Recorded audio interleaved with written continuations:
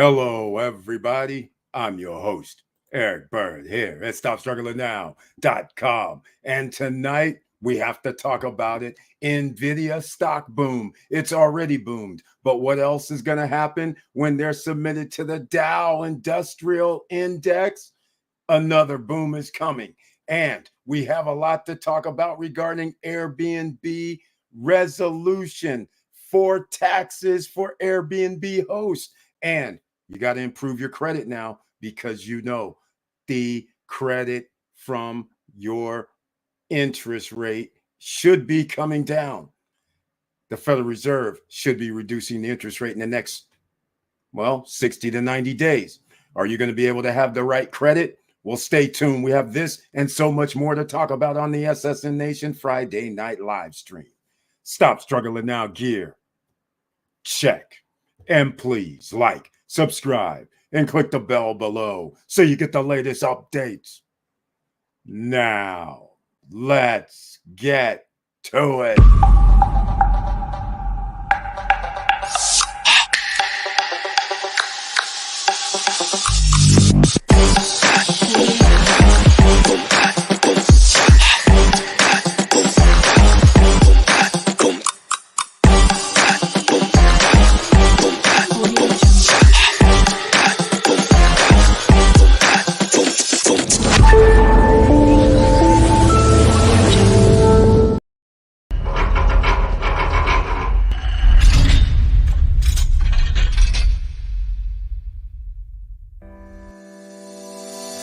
Smart Credit is a fast, simple solution to a better credit score, more online privacy, and greater control of your money.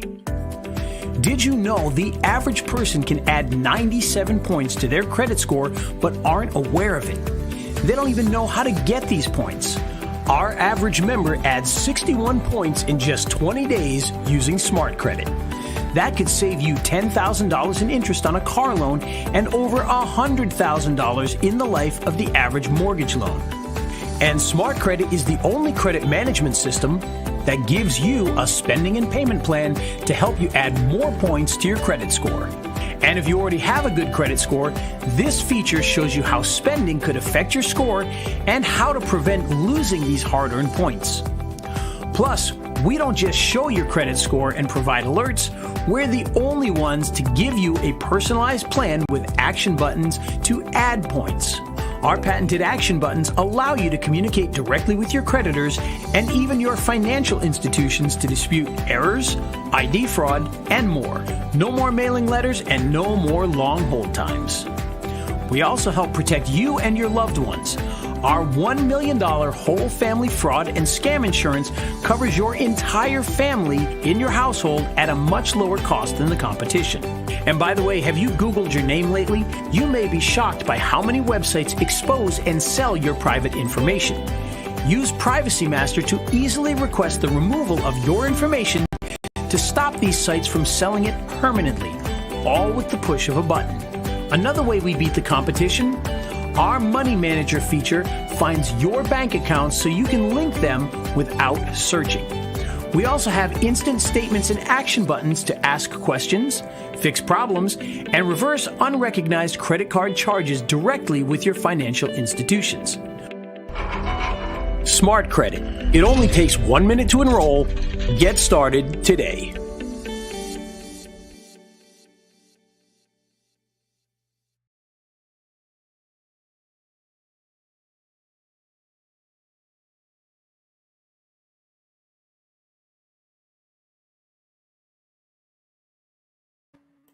All right, ladies and gentlemen, once again, thank you so much for being here tonight. Make sure, once again, you share the videos because you never know who's out here missing this valuable information, and therefore you want them to know. Show some love. Once again, smash the like button. Also, no matter where you are, no matter what platform you're on, hit the follow, hit the like, hit the star, hit the heart, whichever platform you're on. Make sure you do that for us here so the YouTube guys and everybody else in the podcast universe recognizes we're here.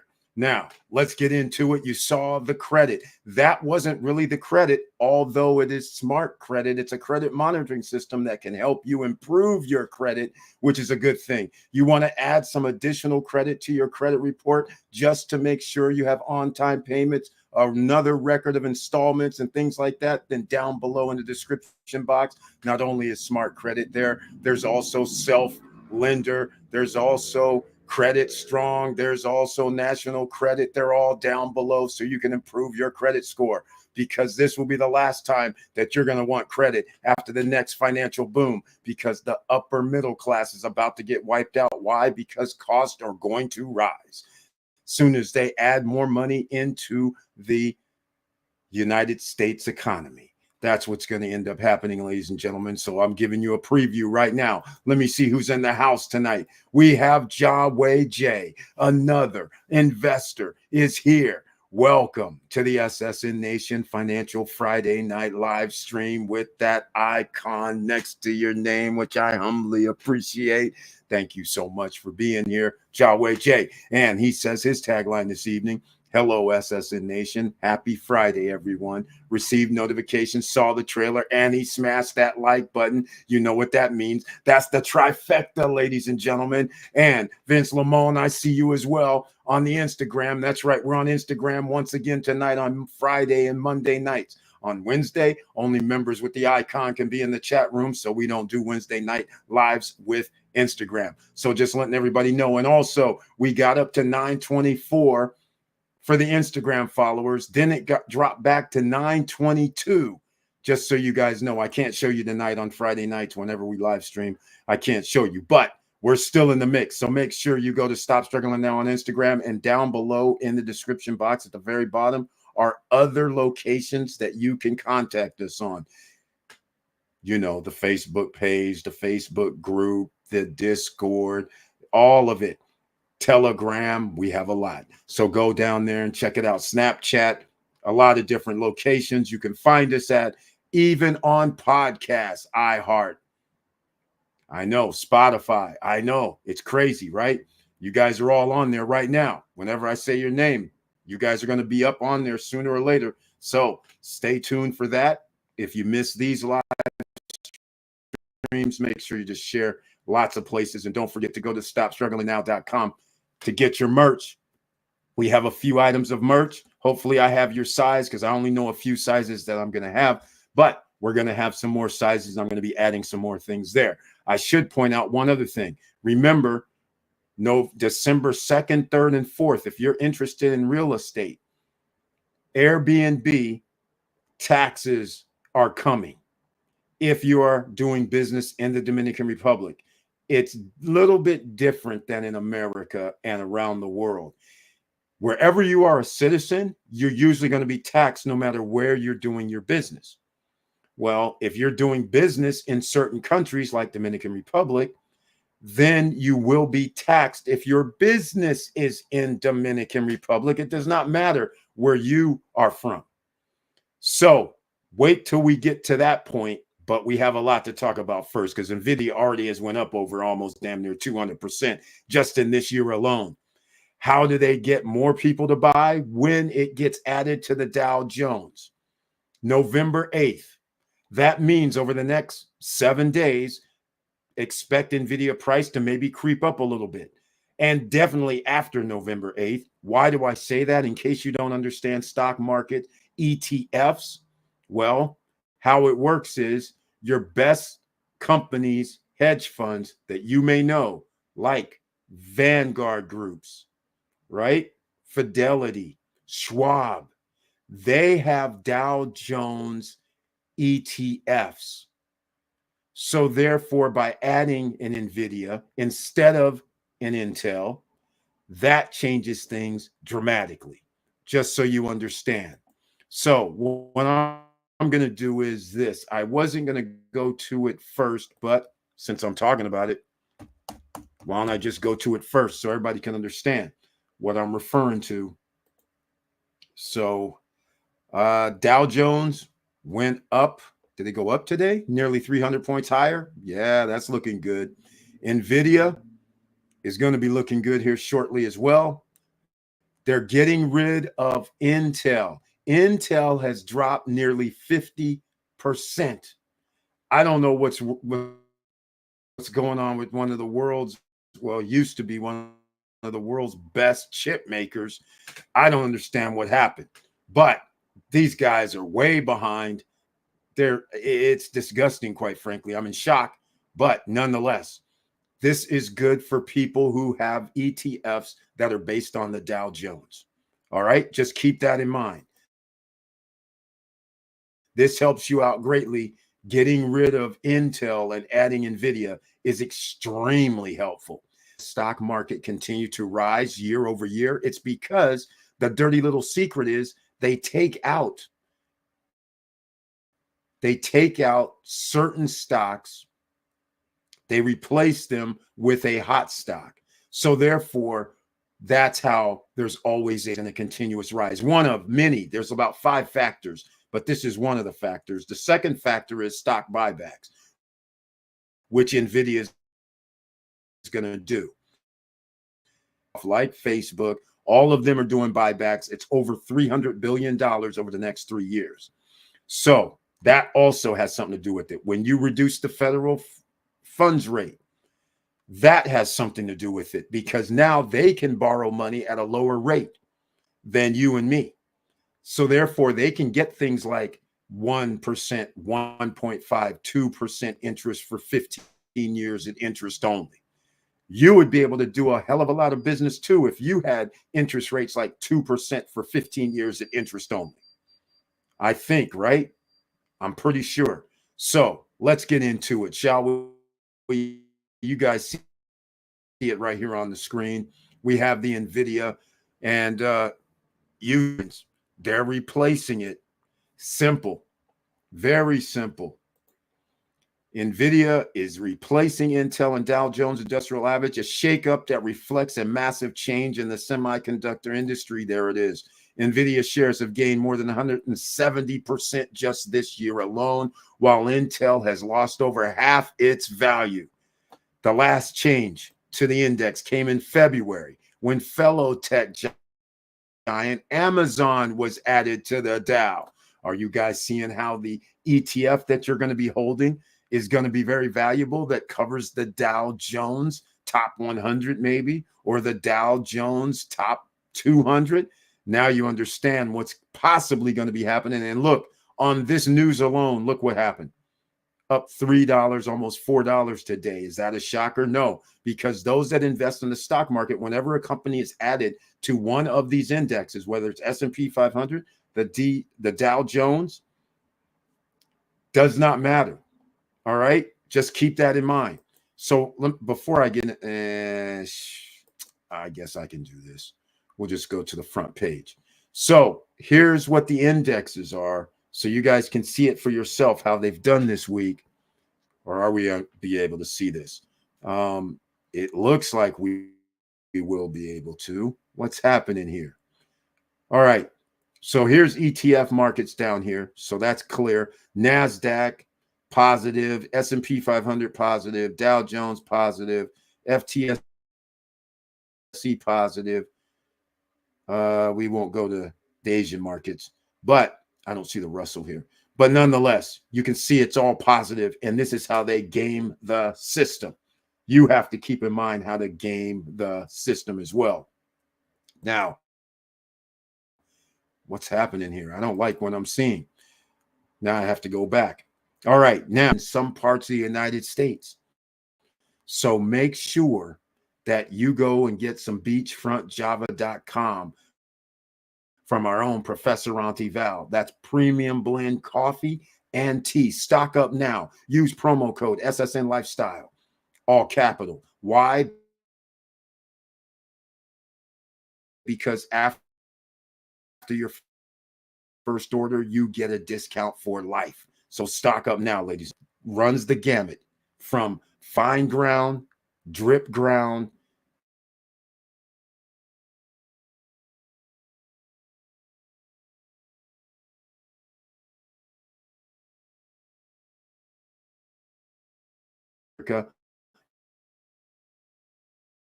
Africa, African beans, some of the best on the planet.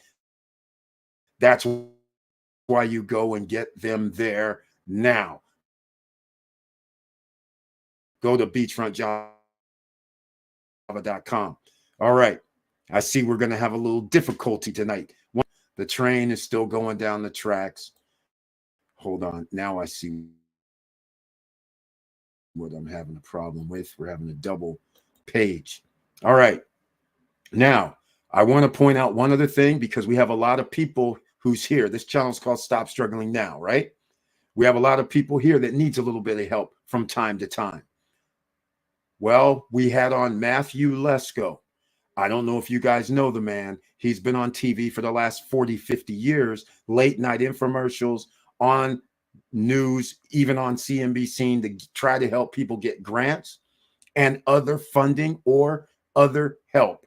So in his honor, I'm going to continue for the rest of the year to go for the #1. A lot of these places, since it's findhelp.org, a lot of these places that you can get help from, it ranges from job to health to medical to mental to caregiving, all of it. You can go there and start calling for your zip code or zip codes and find out if you can get the help you need. Oftentimes it's zero, ladies and gentlemen, that it costs you. Sometimes it will cost you, but you can just keep going down the list.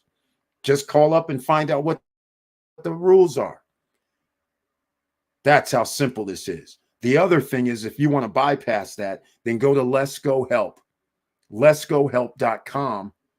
And they have their own little group that you can actually pay $20 per month and be in. And that group talks amongst themselves, and you just say, hey, I need some help with this. I need some help with that. When you find something, you help other people. So they have their own thing that they can do. If you want to go to letsgohelp.com, that is pretty cool as well. Now, we have Mr. Worldwide has just joined us. He's here tonight. Victor Marrero. He should be lounging over in Puerto Rico, if I have my dates correct. Welcome to the SSN Nation Financial Friday Night live stream with that icon next to his name, which I humbly appreciate. And he brings his tagline, hello all from Dominican Republic. Let's do this. He's in the DR. He's already left Puerto Rico. I know. When were you in Puerto Rico? I'm pretty sure you were already there then, right? You're going to have to tell us a little bit more. It might be story night for Victor Marrero tonight. I want to know when they heard that stuff that happened on Monday at the rally in MSG. I could not believe what I heard. I was like, oh no, that activated Puerto Ricans dramatically after that resounding joke, wink, wink. I could not believe it. I was like, are you kidding me right now? Nonetheless, everybody else is going to be impacted. Now, I just had to say that. Let me know where you're at. If you're at I think I know where you are. You said Margaritaville, right? So let us know, because Margaritaville changed over, didn't they? To a different, I can't remember the company. But anyhow, let's get back to Nvidia. Victor Marrero, while you've been over in the DR, Nvidia, as you may already know, is replacing Intel on the Dow Jones Industrial Average November 8th. There's already been a 1% increase in Nvidia shares today. Intel shares were down 1% in extended trading on Friday. Of course it is. They're out of here. I don't know what they're doing. All right. So companies including Microsoft, Meta, Google, and Amazon are purchasing Nvidia's graphics processing units, such as the H100, in massive quantities to build clusters of computers for the AI network. We'll see. Here comes, okay, here's the thing in case you don't know about Nvidia. Nvidia has a new chip coming out sometime in the next 90 days. Well, now next 60 days. So they will have to switch. And depending on how it turns out, that it's been sketchy so far. They say there's some mistakes with it, so maybe it's going to be delayed. But that means that's like an upgrade. So if you've already spent millions, tens of millions of dollars. In order to stay up with the competition, you're going to have to buy the new upgrade chips, right? Exactly. So that means they're going to have a revenue source coming in. So they should have another great fourth quarter to report sometime in the first quarter in 2025. Hopefully that helps everybody understand where we're going with this. And again, I was copying this down here just so everybody knows. And what I'll do is I'll put a link in the chat room so everybody can just go to the page and read it themselves, read it and weep. And you should have the Magnificent Seven. All right. There is a way that you can buy into the Magnificent Seven somewhat and receive dividends. I think you might want to go to YMAG. Okay, gives you 14 to 15% in distributions, but still, that's not bad return if you can get it, right? So there you go. Victor Morero says, stayed at Lopasan Costa Resort and Margaritaville until yesterday. Amazing resorts, but time to get back to making money so we can go back. Hey, what did you think of Lopasan?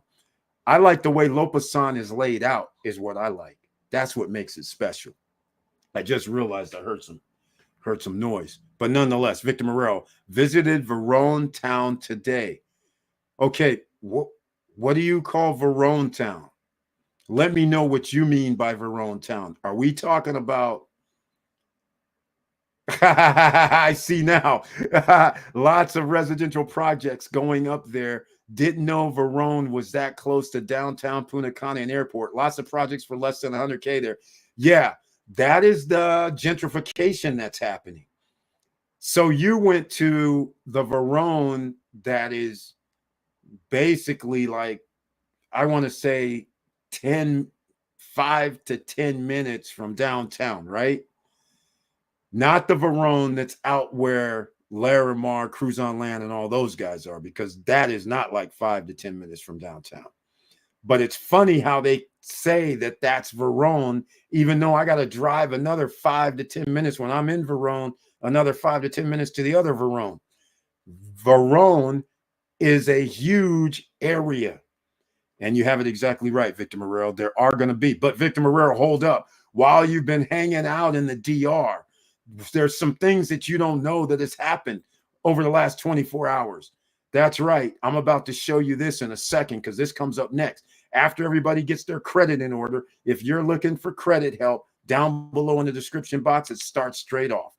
There's Smart Credit down there. There's Self Lender down there. There's Credit Strong down there. There's National Credit down there to help improve your credit scores, because when they reduce these credits, interest rates, you're gonna need all the credit you can get. All right, let's see your assessment. The bad thing about Lopasan is the fact they don't have a pool bar. You have to get out of the pool to get a drink. Are you serious? What about I'm trying to think. The pool bar. You're right. I just assumed there was seating down there. That's crazy. But then again, what else besides that? I mean, did you like the restaurants? Did you like the drinks? Did you like the beach is right there? Did you like the shows? Kind of weird. But let me know what you thought about that, Victor Morero, if you had that little experience. And let me know about this Verone Town, what you're calling Verone Town.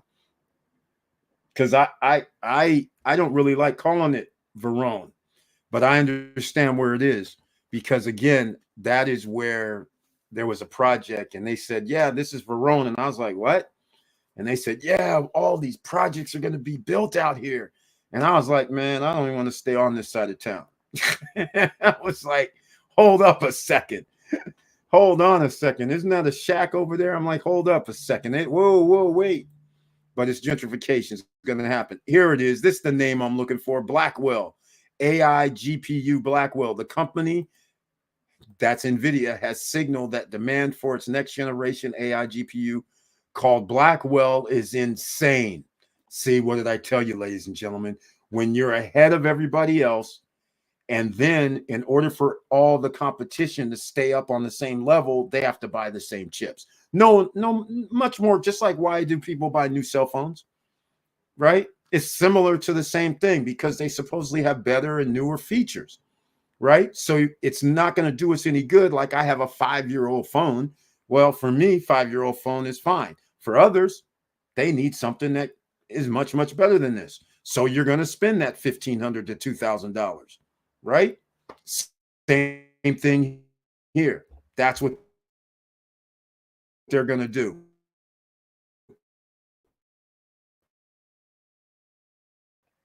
All right. Here we go, ladies and gentlemen. Just so you know, the Dow Jones in the index. The two not in the Dow are Alphabet and Meta.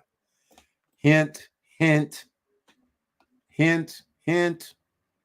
If you believe tech is going to boom, then I suggest you figure out an ETF that does Dow Jones, right?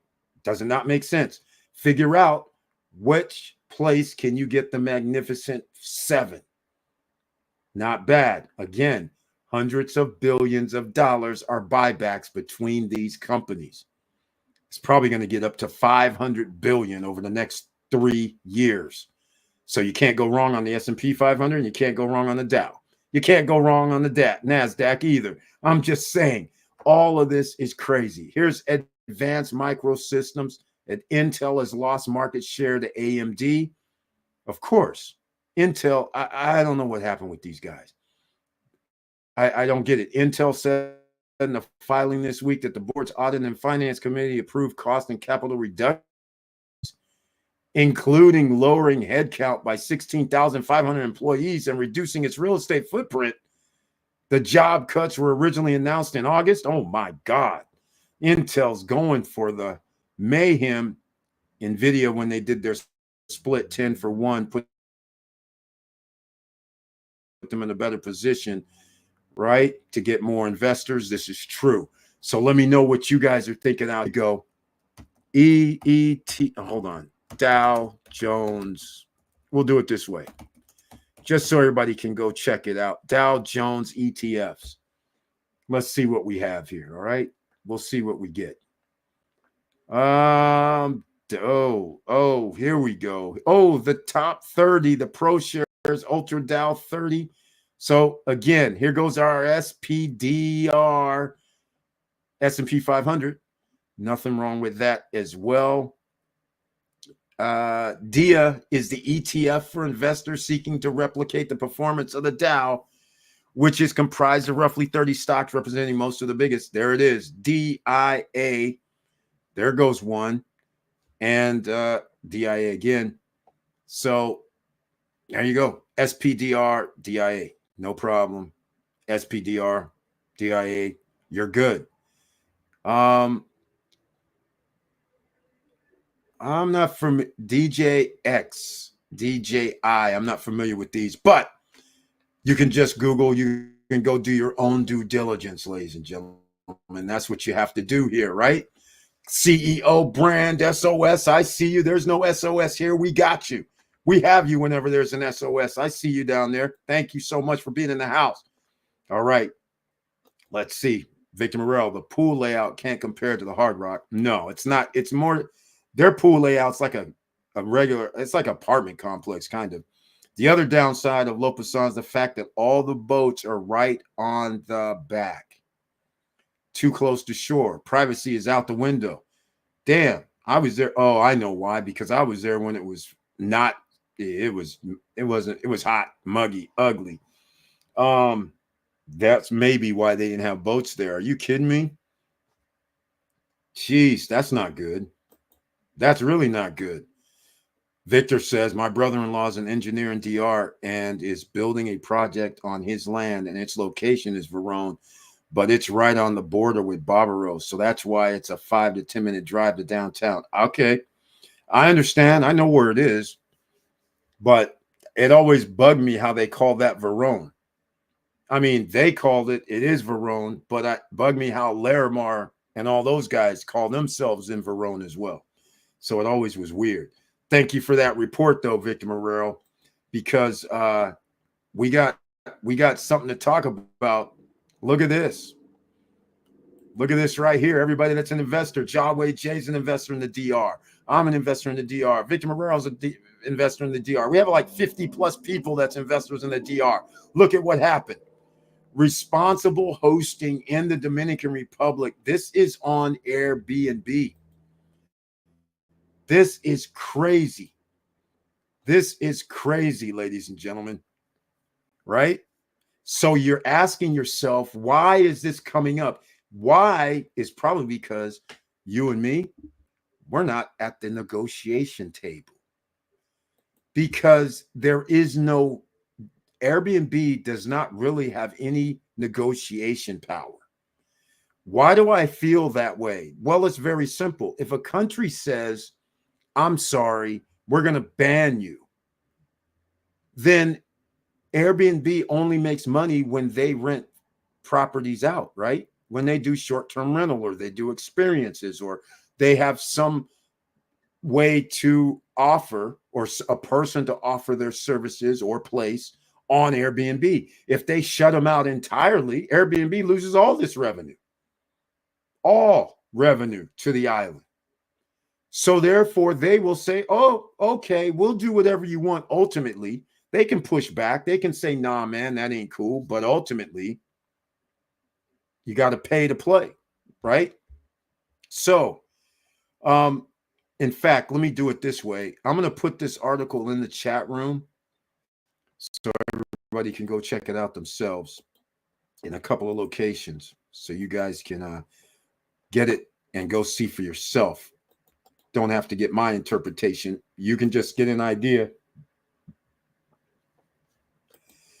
Hey, Victor Marrero, speaking of your brother-in-law as an engineer, have you had him go by? Has he went by your spot to go see what he thinks about what they're doing with the engineering process at Galaxy?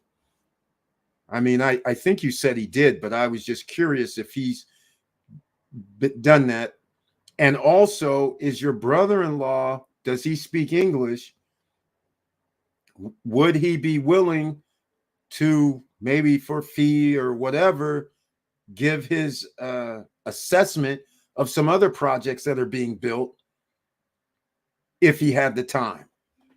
And also, is his project, what type of project does he have? Maybe somebody here might want to invest in it. All right.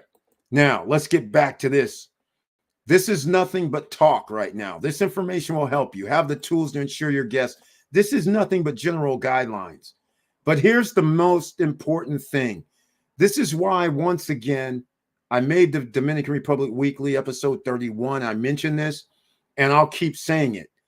People always kept asking me, Eric, why do you say up to 250,000 and don't go over? Well, there's a reason, because I want you to make money is the first thing, right? The second thing is when I show you what Dominican Republic today is reporting, that potentially you as a person doing business on the island might have to pay in tax. Dominicans, and in fact, you, if, for instance, we have SSN Lifestyle, SRL. So if I do business on the island as a company, I'm going to be paying like 28%. All right. It's that simple. I'm going to be paying like 28% in tax for my business. So when people kept saying, well, why don't I put it under an LLC? Okay, well, any revenues you have coming in from a company in the Dominican Republic, you got to pay 28%. And some other fees, because you're going to need accounting fees. Just keep that in mind, right? So you're not going to be able to get away with it, but here's the problem. So some would say, what's the difference between 28% and 27%? I'd say absolutely nothing. How about as an individual, whether you're a business or not, that you have to pay 27% tax? That ought to scare you. That's not even including your management fee. And how is your management fee calculated? Is it on the gross or is it on the net? That is also major. So if I collect, for instance, we make $1,000 this week and we have management company. Is the management company taking it off the 1,000? So now that means I'm getting, we start at 700, or that's most of the places. That's nearly everybody. Or is it, well, after we pay the water, after we pay for this, that, and electricity and whatever else we doing, HOA or whatever, is it after we have a net of, let's just say $400, are you taking out of the $600? Are you saying we have 30% off of the $600? So after expenses, you see where I'm going with this. Most of the time it comes off the top. So now if I have 30% coming off my 1,000 and I have to pay 27% in taxes, let's just say the 27% is off of the $300, right? Let's just say the 27% comes off of the 700. You can do 2.5. So we'll just say that's another $300, right? No, 200. $200 gone. So you have, now you're down to $500 profit. Your HOA could be like $200. Now you're down to $300 profit, and never mind about other little incidentals and expenses you're going to have. You could be down to $300 a rental per week, making $12,000 a year. Now, are you really wanting to spend $100,000, $120,000, $200,000 to make $12,000 or less per year? And you still have to worry about occupancy rate. That's the $1 million question there, right? So if you start doing what they're saying, this is going to be bad. Very, very bad. That's all I can say. Now, I'm not going to go down the line on that, but let me make sure I did put it in the chat. I'm going to go over here to the Dominican Republic, and this here, so you guys grasp the situation. You don't have to hear it from me. This is from Dominican Today, so you guys can grasp the enormity of this situation here. All right. Airbnb has launched a new section on its website titled Responsible Hosting in the Dominican Republic. That's fine. But look at this. Aimed at educating local hosts about their tax obligations. Wow. This initiative encourages property owners to familiarize themselves with the country's work. Bingo. You understand why you might want to come and join us on the SSN Lifestyle Punta Cana Investors Forum, December 2nd, 3rd, and 4th. Suggest you arrive on December 1st at least, and make sure you leave December 5th and after, because this is something that when we go see the lawyers, you should be asking if you don't understand. All right. Now, framework, including the tax on the transfer of industrialized goods and services called ITBIS. Okay. And the income tax ISR. This is what I'm referring to. You guys, it's a rude awakening. The guide's launch aligns with efforts to formalize tax collection on digital services in the Dominican Republic. The authorities are currently in discussions with Airbnb to explore a system of automatic tax withholding for hosts. Now, this is what I was referring to. I think this is what's going to happen. If it's 27%, I believe that the 27% is going to be added on to your renter's payment. So in other words, if you're charging 1,000, and if this thing ends up being something crazy like 18%, that means it's $180 more automatically, plus the housekeeping fee. Let's just say it's $40. That's not major. Then the Airbnb fee, which these days is higher and higher. It could be an additional $120 to $200. Let's just say it's $120. Your 1,000 less 3% that you're going to collect, but your customer is going to be charged $1,300 to $1,400. Huge difference. And out of your 1,000 less 3%, you're going to have to pay your HOA, your management fee, any other expenses that you're going to have. And if you have a mortgage, then you're going to have to pay it out of that too. So again, this 18% comes one way or another. I don't think it's going to come. But again, listen to this. You should be worried, because if they say 18%, fine. Add it on to the customer. Great. The customer is going to pay more, right? But now you're going to be under obligations for taxes. So your 1,000 3% minus potentially 27% or more. That's what we're talking about here. Where am I getting that? Right here. Under the new section, Airbnb emphasizes that individual hosts are fully responsible for meeting their tax obligations, as circumstances may vary. The guide outlines essential steps for hosts. By the way, SSN Lifestyle Punta Cana Investors Forum, you can go to stopstrugglingnow.com to sign up, or you can go to ssnlifestyle.com to sign up. Forgot about that. Okay, such as registering with the National Registry of Taxpayers, RNC, and including the 18% ITBIS on invoices to guests. See, this right here is what I was worried about, always worry about, because they got to tax you sooner or later. This is why you can't just go out here and overpay for property and real estate, because if you knew before you bought it that you had a 20% tax obligation, now all of a sudden in your mind, you might start thinking differently. If I buy this, can I rent this for this amount? You go to Airbnb, you start studying. You go to Vacasa, you go to other places, VRBO, you start looking around, finding out how much people are renting their places for. And then you're like, well, wait a minute. I bought this thing for $350,000. I can't sleep 10. I can only sleep 5 or 6 max. That's a problem, because am I going to be able to rent this for $300+ per night if I bought something for $300,000 and it can only sleep up to 6 when there's a whole bunch of 2 bedrooms available? And now you have to pay, hold on, 27%.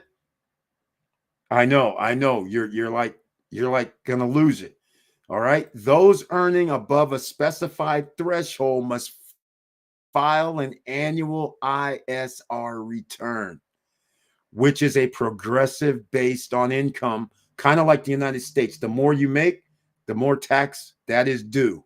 The ISR, you're not going to get around all this, ladies and gentlemen. For hosts operating as a registered companies, they are subject to a 27% ISR on income and an additional 1% on recorded assets.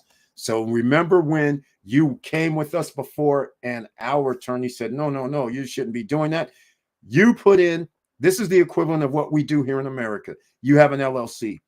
You have 4 properties. Let's just say all 4 properties equal $1 million, right? So we have property taxes naturally. But the point I'm trying to make, though, is here, they're going to charge you 1% of recorded assets. So now if you decide, okay, I got $1 million worth of property, I put it under a business name, well, congratulations. You're going to be paying 1% of whatever the number is going to be. I won't say it's $1 million, but there'll be a threshold. So maybe it's $750,000, right? They give you some little exemption. But the point I'm trying to make is that is a lot of money now. From 0 to $7,500 in taxes annually. You understand that's $600 per month, right? Just on that by itself. You understand whatever you make, it's a progressive tax, but you're going to be starting at 27%. So I'm just saying. See, this is where things start getting crazy. So when you start thinking different things, this is why you need to come join us so you understand, you ask the right questions and you have the right guidance. Some people bucked the system and said, I'll just get me an SRL. Now that SRL and you bought your property under that, now you're going to be sweating, because now you're going to be going, well, wait a minute. I bought this villa over here for 300 and some thousand. I bought this penthouse condo for 500,000 and 600,000. Holy smokes. My assets are going to be like 1.5 million. And I'm going to have to pay 1% in tax on this additional 1% of recorded assets. That's a problem. That's a huge problem, ladies and gentlemen. Huge, if you ask me. Huge. A3 Saval's in the house. Welcome to the SSN Nation Financial Friday Night Live Stream. A3 Saval, nice to see you. And he says his tagline, hello, Eric. Hope all is well. Yes, all is going well, man. Hopefully everything's going well with you. Did you ever get that resolution for what you were trying to do? Let me know with your property over there. A lot of things are happening. Victor Marrero says, okay, I missed something. Paul Castillo, welcome to the SSN Nation Financial Friday Night Live Stream with that icon next to your name, as I humbly appreciate. He says at Victor Marrero, did you visit Larimar Cruise on Land when you went to Verone? Again, Paul Castillo, you know there's where he was at is Verone downtown. The Verone where he drives out is like 15 minutes away, 15 to 20 minutes away. So that's what's so funny. All right, at Paul, unfortunately, no. I was accompanying my brother-in-law as a project supervision. I was just riding along. I visited my project, and they told me I should be closing by October 2025. Can't wait. All right, we knew it wasn't going to be June. I'm still skeptical about October 2025 from what I've seen, but hopefully they get it worked out, because it's been a long road. And now we're going to be into a situation that's by October 2025, what I'm talking about here is going to be already worked out, Victor Marrero. All that free money, all the people have been making all this time, all that no 18% ITBUS had to be paid so you can keep the prices low. None of that having to worry about tax of potentially 27% or anything like that. So now this changes the whole landscape, because by the time you have delivery and everybody else who has delivery, there could be 18% added to everybody that rents in the Dominican Republic on top of whatever you charge, plus whatever Airbnb charges. So basically like another 30 to 35%. And then you have to worry about, because the property is in the Dominican Republic, as a USA citizen or a citizen that's not in the DR, now you have to worry about what your tax is going to be, whether you're going to claim the revenue for your country, or are you going to claim the revenue and pay it in the DR? You're not going to pay both if you're a USA citizen. You pay one or the other. All right. Chevy Boy 33, I see you. Thank you so much for being in the house. So that is the other thing. You have a choice if you're not a Dominican citizen and living there. So that is a saving grace of somewhat, but either way, you're going to write it off. So if you pay the tax in the DR, then you're going to write it off. You're not going to have to pay it in the US. Vice versa, I don't really know how that's going to work vice versa. All right. How am I going to get away with if I made $25,000 extra in the Dominican Republic? The DR is going to ask me to pay for it, right? So now I got to pay something to DR more than likely. I'm pretty sure this is what they're going to tell me. I don't think we're going to be able to get away with it. And then since I got to pay that tax here, then that means I'll get a write-off in USA, I believe. I don't think I can get a write-off. I won't get a write-off in the USA if I never paid anything, right? So I just don't know how you're going to get around it by being an investor there and being a expat or being a person that owns land there. I don't see how you're going to be able to get it. All right. You'll get an exemption in the USA. I know, I'm pretty sure on that. All right. So what do you guys think so far? How now we have like, geez, 5, 6, 7 investors in here tonight from the Dominican Republic. What do you guys think about this? Let me know what you guys are thinking. All right. You see what they're doing. So just to be clear, they're saying the guide outlines essential steps for hosts, such as registering with the National Registry of Taxpayers, RNC, and including the 18% ITBIS on invoices to guests. So they're trying to make it seem like if you're going to do business, to me, if you're going to do business short-term rental, I think they're asking you to register. And you're going to have to pay 18% ITBIS. In other words, that's what it seems like. The 18% on Airbnb and on the digital platforms, I think are going to be added automatically. There'd be no reason to make hosts do this. So if you're not on the digital platform, making the majority of your money from the digital platform, then you're going to need an accountant. That's all I can tell you about that, because you're going to actually have to register officially if you want to do things right. Although I'm pretty sure there's going to be renegades because their enforcement activity is probably not up to par. But I'm just saying, all right, this tax framework applies equally to small businesses and larger corporations in the short-term rental sector. So again, see, they're just making it ain't even going to matter. It won't matter. You're going to be paying this ISR for host operating as registered companies. So let's just say you're not going to be a registered company. Then what? Then I think you're going to be paying 18%. And you're going to need an accountant because you're going to have to file an annual ISR return regardless. That's the way I read this. I don't know. We'll see. I'm going to find out in a month when we see the attorneys, tax authorities on this. All right. So we'll see what happens. Okay. Although they agree that the effectiveness of this initiative will depend on how rigorously the tax authority, DGII, monitors and compliance among hosts. Exactly. That's what I was saying. They're going to have to spend some more money for getting their DGII up to speed and enforcement. Who are they going to use to enforce this?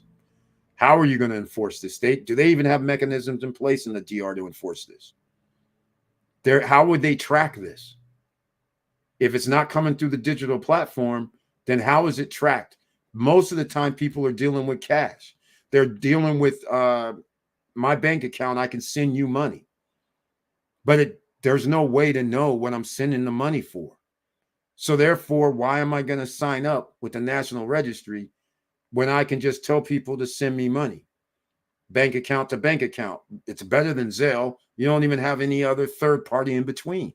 You just, as long as I have your bank account number and the bank, I can just send you money and it's there in 5 minutes or less, 30 seconds or less in most cases. Nobody to be in between to approve it and look at your transactions like they do in the United States. So how are they going to do this all of a sudden? That's what I don't understand. But guess what else happened? If you missed the Dominican Republic Weekly, then you also know that the Dominican Republic had to get loans. That's what I was trying to tell you guys. You knew that this was going to happen when the tax reform didn't happen. Where are they going to get the money from? And if you want to boom, you have to spend some money. Dominican Chamber of Deputies approved $625 million in loans. See, this is what I was worried about. When you start doing this, look who's they're getting loans from. $225 million loan from the International Bank for Reconstruction and Development will be used by government-owned electricity distribution companies. All right. All loan agreements will now be sent to the Senate for further approval. Well, the PRM controls this. They have the majority. So this is going to pass. So when you guys were clapping saying, oh, great, no tax reform, now they have added debt So now the citizens, you understand when you add debt to your country, that hurts you. That means you owe more people money, which now means that whatever your currency is to your currency could fluctuate a little bit because they got another loan of 100 million from the French Development Agency, 300 million from the Inter-American Development Bank.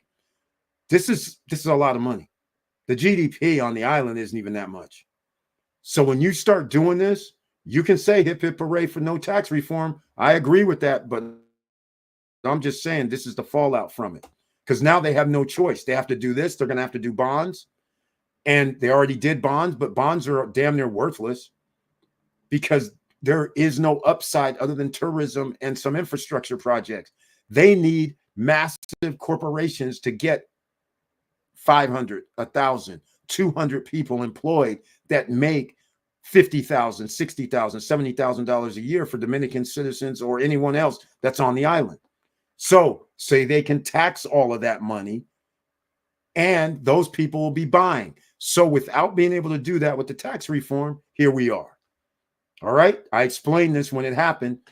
I just tried to tell you guys they're going to do it a different way. And that means now your tax bill has to go up. That's why they're going to implement this tax bill.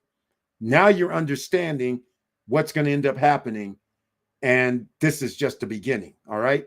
So they're going to be on your necks because the tax reform that everybody thought was outrageous, which it was, but it had to be in order to get into the IMF, in order to get money substantially more than this within the IMF, which now means the IMF is going to start owning you guys because this is what they do to all countries. They make sure you can borrow.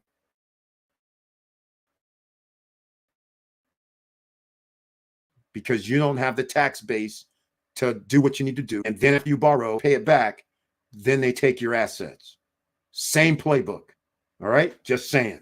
Guys got to understand what's going on around here. All right. Raydell Cabezas, welcome to the SSN Nation Financial Friday Night live stream with that icon next to your name, which I humbly appreciate. And another investor is in the house. Good evening, SSN Nation. Watching and learning as always. Thank you, Raydell Cabezas. How's things been going with you, man? Because I know things are hectic down there in downtown Punta Cana. Let me know what's going down. Jaway J. Eric, now I see why the tax reform bill was called off. These guys went right back to getting a huge loan from the IDB. Exactly. See, this is the problem. That's what I'm saying, Jaway J. If the tax reform bill would have went through, they still were going to get the loan. But the thing is, they had a way to pay them back. Without a tax reform bill, now they have to do this ad hoc situation. Like, okay, just what they're proposing right now. It's going to go through because they're going to say, okay, fine, 18% ITBIS for short-term rentals. Fine. That's what was going to be happening anyhow, right? Then they're going to say 27% for all real estate businesses, small, large, 27% with a progressive tax.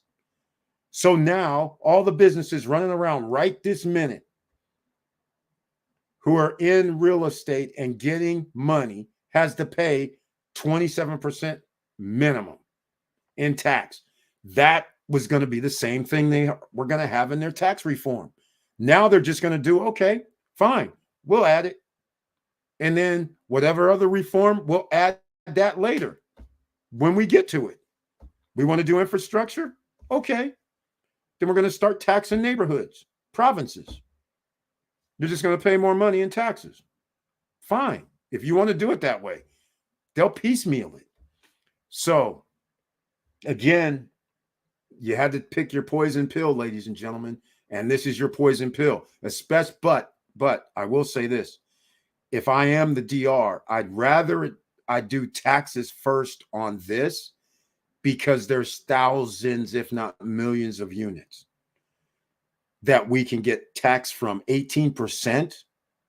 They know the numbers. See, this is the thing. You guys think this is just willy-nilly. They know the numbers. from their short-term rentals, they have a idea because they can just, you know why they know the numbers?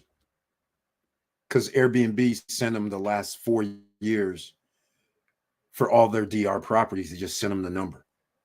This is what they did in Hawaii. That's why I know.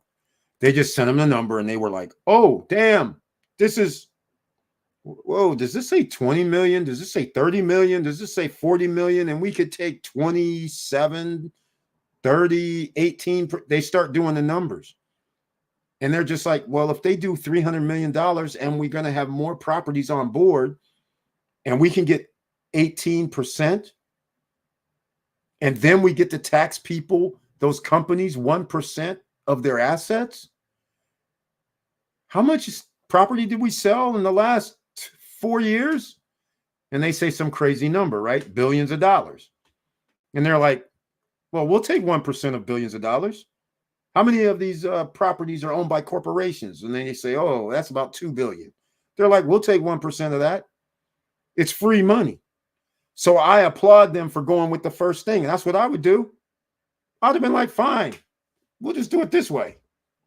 Oh, no, by the way, Airbnb, you're adding the 18% onto everything. So you just pay us directly. $300 million, 18%. I don't know what Airbnb has done over each year, but I'm assuming it's $400 million, right? So if you start figuring this out, then you start understanding if somebody says, well, this year you made $100 million and they say they get 18%. You guys, that's 18 million, right? That comes in handy. Just think about all this money that can, now they get to charge people also 27% for all the companies that are renting. So remember, out of that 300 million, you got 18%. And then out of that 300 million, you have X amount of companies that are also doing short-term rentals. Now they got to pay 27% of their revenue. You see how this is going? Right? So now we don't have 300 million, but let's just say it's 60 million company revenues for the island. Well, 27% is a lot. All right. That is insane. That's another 15 million. So now you guys understand where this is going when that tax reform didn't happen. You guys know what time it is. Yahweh J, if these guys don't use this money the right way, they will be back with the reform. The Yahweh J, they have to do the reform anyhow. Because, see, here's the thing. What people don't realize is the 625 million, if they would have actually put the tax reform bill through, the 625 million would have been something like $5 billion. Because then they would have said, okay, you're doing the taxes, you're putting in the infrastructure, you're doing everything, getting the banking system in order. So they would have given them more money because then they knew that they could get the revenue back. It's all calculated. They know the numbers. And so when they didn't do that, they're like, fine, you're just going to have to do it the old fashioned way then. 625 million. 625 million is not going to do anything. I shouldn't say that. It'll do something, but it's borrowed funds. And now, do you guys know how much it costs to mess around with electrical grids? Expanding electrical grids? That's hundreds of millions for an island in itself. I mean, do you understand? Tearing up roads, building infrastructure, that's hundreds of millions of dollars by itself. And like Yahweh was just saying, he was saying what he said right here. This is exactly the thing. They're going to be right back where they are. And now they added 625 million to their debt. That's basically what happened. And there's no way that the taxes that they're going to receive over the next 2-3 years, that will not cover 625 million. So now what? They're going to need more money. So therefore, like I told you guys before, I wouldn't have been effing around. If I'm Louis Abinader. People are going to be pissed. I'm going to be out of office. But you know what? I got like 4 years. So I'm going to get this thing straight before I leave. You guys might hate me right now, but we're bringing in billions of dollars worth of projects. we're bringing in companies. And after we do this infrastructure and get everything in order, now we'll be bringing in film studios. We'll be bringing in data centers. We'll be bringing in call centers. We'll be bringing in new technologies. And we got the land to do it. And everybody gets paid more. I'd have been like, hey, man, this is what we're doing. Everybody's going to get paid more later. But we got to do this right now so we can get the money to build it. And once we build it, and 3 years from now, we'll have millions more revenue dollars coming in than what we have now. Hundreds of millions. But we're going to have a little pain right now. And oh, by the way, I think I'm going to add a little bit extra stimulus money. So you guys get a little love too. That's what I would have done. That's exactly what I would have done. I'd have been like, hey, guys, in order to make this thing work, USA, IMF, look, I need like $1 billion. I need some money because I need to give these guys some stimulus checks. Even though the taxes aren't going to come right now, we need to do some stimulus stuff because I want these guys to be on ahead of the game. Maybe they can start a new business venture, do something. All right. Okay. Just my 2 cents. Let me know what you guys think. If these guys don't use the money the right way, they will be right back to the reef. They're going to be right back. They're going to be right back. 625 is not enough. I can tell you already. All these taxes been applied will lead to people just selling out of their properties even before their closing date. Paul Castillo very well said, cruise on land. I think cruise on land that you own at. I think you can do that. There's only a few projects. The beach used to be one of them. There's only a few projects that they will let you do insider resale, so to speak. There's only a few that'll do that. Why? Because normally they don't want to do that. They want you to say, I give up. And then they'll resell it themselves and give you nothing back. That kind of stuff. But there will not be meat left on the bone for owners. Exactly, Paul Castillo. Exactly. But Paul Castillo, let's get real, man. Here's the situation. You, Jaway J, depending on what happens with the Larimar, like I said, they don't want to give me my money back, but whatever. I guess I'm still with them guys. They haven't sent me an official letter that they've taken anything back. Then I would be like, give me my money. But nonetheless, at the price points that we have, if you bought in 2018, 2019, 2020, 2021, and in fact, 2022, and you bought for under 250,000, you should be good. The closer to 100,000, you're even better, right? Because it's a lot easier to charge somebody 150, 125 per night than it is 350 per night, right? Let's just get real. So I think, but not all projects allow you to do sales in-house before closing. And I have a funny feeling they're going to get more stricter about that too. So we'll see what happens. James Way, another investor extraordinaire, is in the house. Welcome to the SSN Nation Financial Friday night live stream with that icon next to your name that I humbly appreciate. And he says, hello all, got notification. As a Yankees fan, I feel like I am paying rent to the Dodgers, and the rent is too damn high. You got that right. Hey, man, that was a tough road to hoe. The Dodgers have a pitching staff that's unmatched, man. It was going to be rough. I always say defense. When you go to the finals, it's got to be defense. And the batting, you know, the hitters are the same up and down the lineup. The Yankees have the same lethal lineup as the Dodgers, but Dodgers have a little bit better pitching. I'm just saying, these guys spend money, and they're there. They have some of the best players. So I have a feeling that this is what I do every year. So when I go to the betting line, I bet on the Dodgers and the Yankees to win the World Series next year. That's how I do it. Who's ever in the finals of the World Series, who's ever in the World Series, the next year I always bet on those two teams. Just to give you guys just to have a little fun.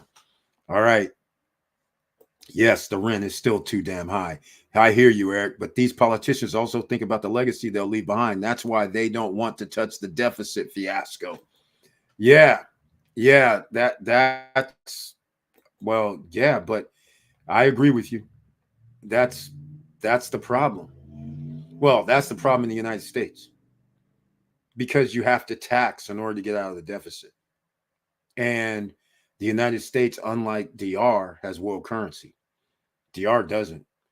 All their money, all they're doing is ruining their currency.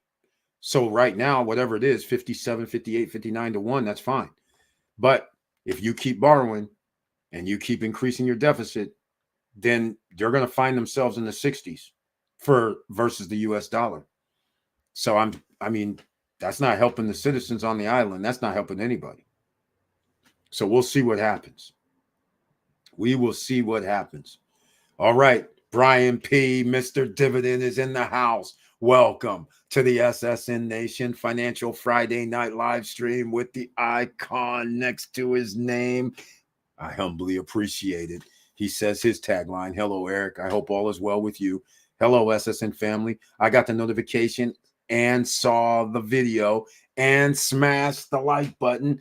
Thank you so much for that. I appreciate it. We are making money in here. You're damn right. That's what we do up in here. We give people ideas. Speaking of ideas, I haven't even given any ideas because once again, first of all, I even have a list down here. In fact, I'm not even going to do it anymore. Here's the list. This is the list. Here's the list. Can you guys see the list? I'm on a different screen. So let's see the list here. Yeah, you guys can see the list. There you go. Here's the list.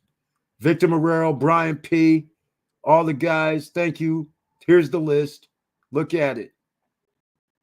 These are some of the things you should be looking at right now. These are dividends. These are ETFs.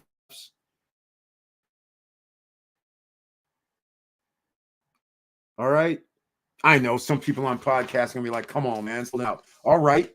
DX2 TWO. I'll just go down the list. NLY, AGNC, ORC, IVR, ARR, PSEC, NYMT.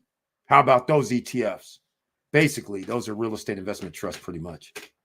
Just saying. Now, ET is energy transfer. They're around 7.7%. So if you like low risk, that's low risk. JEPI, JEPI, JEPQ, you like 9%. That's low risk as well. Okay, fine. Oh, I forgot about MFA. That's around 11% real estate investment trust. VTI, VOO, SPDR, VGT, and can you believe SMH is probably going to be on fire again. All right. So there you go, ladies and gentlemen. Hopefully that helps you out. Get you that fix because we got Airbnb taxes going down. We got paid today. Brian P., that's right. Why Max? Another check came, ladies and gentlemen. Thank you so much for mentioning that. All right. Victor Marrero. Oh, see, look. The conversion rate is now at 60. See? 60.25 pesos for $1. People like us earning in dollars will have a great time. See, it's already happening. It already has an effect. So people, this is how it works. Victor Marrero just confirmed it. We're no longer at 57, 58, 59 pesos. They went over the 60. 60 pesos, 60.25 pesos for every dollar. Now, here's what starts happening. So it does that, and then they start adjusting their prices accordingly. It's not like it's going to change things, but it kind of does. As long as they didn't change anything, then that's even a better deal. My little, my 650, 850, 940 pesos for my nachos, for my barbecue at La Bruja, it even cost me less now. I'm just saying. I'm not feeling bad about it. But costing less also means that they make less profit.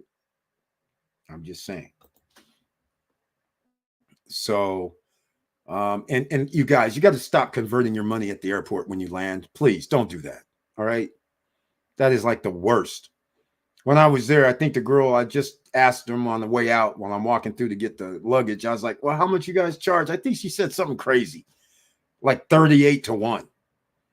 I was like, I was like, are you not even going to give somebody 50? Are you serious right now? That was crazy. That is crazy. All right, Eric, more cruise lines are coming to the Cabo Rojo port. I know, man.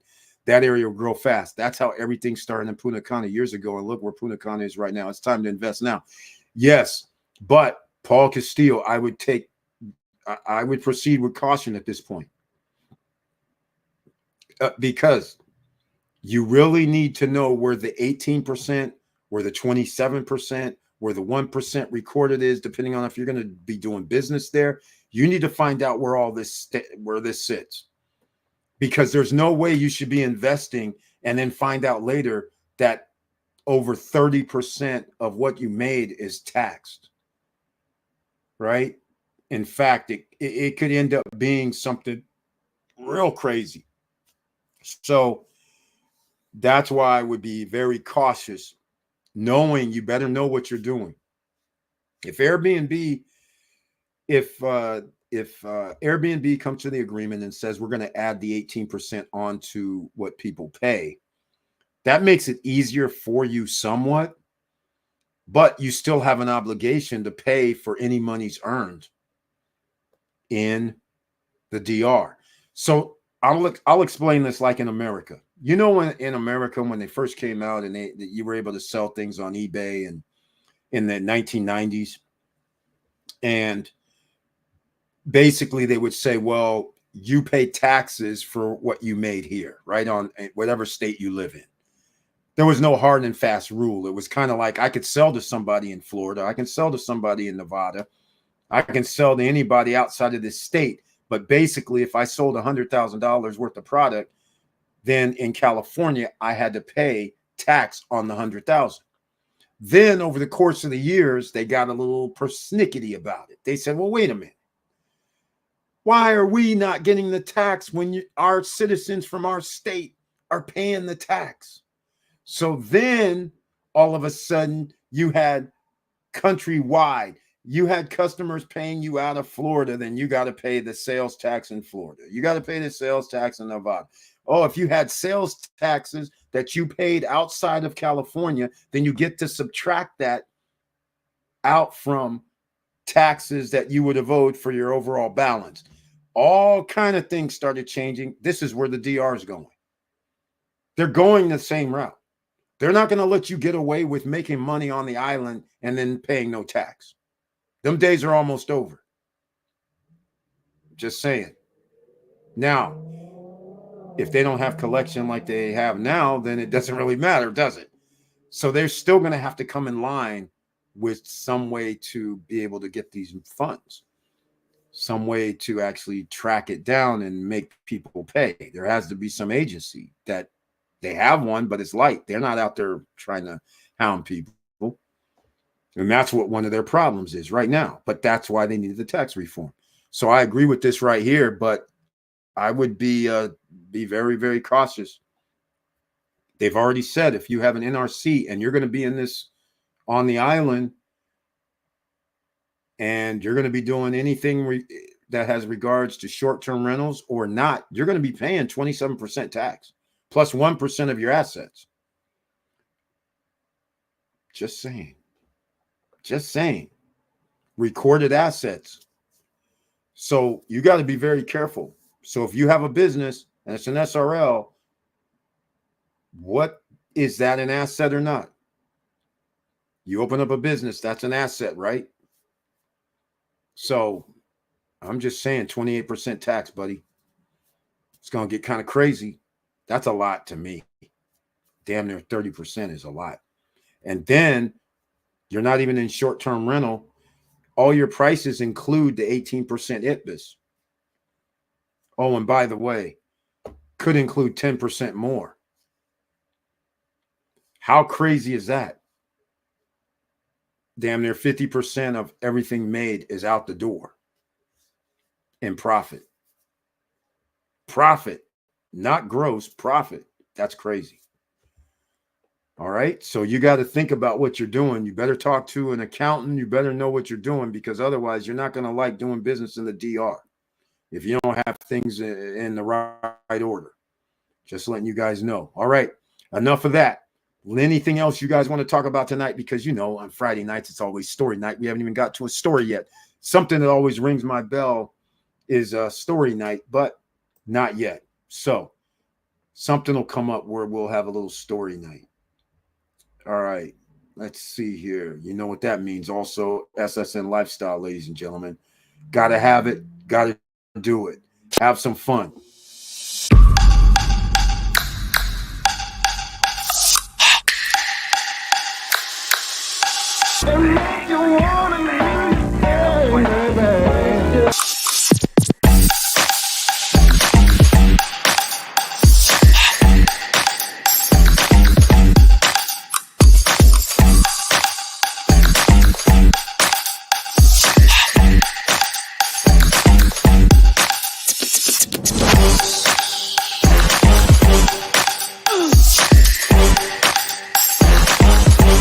Come on, come on.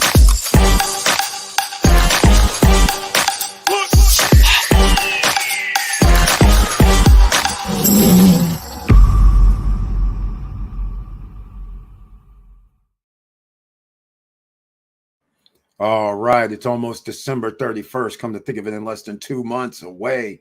New Year's Eve. If you're going to NYC, make sure you go to Majestic Cafe. Sign up early a day before. Get your pass so you can come down the sidewalk if need be, or get there at nowadays you probably got to get there at 3 or 4 before they put the barricades up. But nonetheless, make sure you get your pass. Go see Bill. Tell him Eric told you to stop by, and hopefully it's still $100.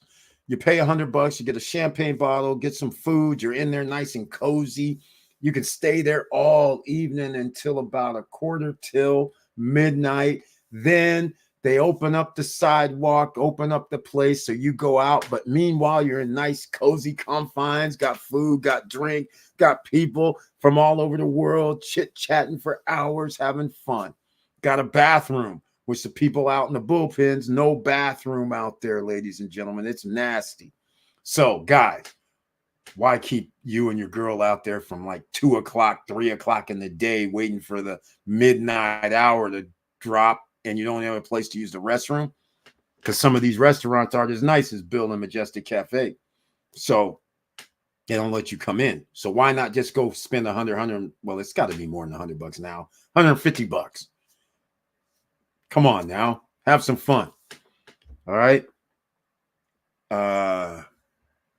Majestic Cafe, it's about I don't even know. It's 50th and 7th. All right. That's what I call it, 50. It could be 49th. It could be, I think it's 50th and 7th. 7th Ave. All right. And the ball drops at what, 42? So you're 8 blocks away. New York blocks aren't that long. And it's all good. So if you do it the right way, SSN lifestyle way, you don't have to stay up. You don't have to get in the bullpen at 3 o'clock, 4 o'clock and wait till midnight. You could just go the previous day, buy your tickets, get your pass. So then the cops will let you come down, and you can show up anytime you want if you want. Come on. You can show up at 9 o'clock at night. You don't have to show up at 4 or 5 or 3 in the afternoon or noon. See the little tricks of the trade. All right. Inside, listen to DJ. It's all good. Come on now. Have a little fun. All right. Now, anybody else have anything they want to discuss tonight? Because there's always a lot to discuss, because we still need your credit to get right, and we need you to get assets. Assets pay us. In case you're new here, assets pay us. If you put some money into something, you need money to come back while you're sleeping. All right. That's what you need. It's that simple. You don't need to go out here doing anything crazy right now. No high risk, high rewards, because the United States is also in a situation where they have to pay back their deficit. How's that going to happen? There has to be some new tax reform here in America as well. There's going to be some pain. There's going to have to be. There's just no way around it. Or are you willing to continue to just pay more money all the time due to inflation?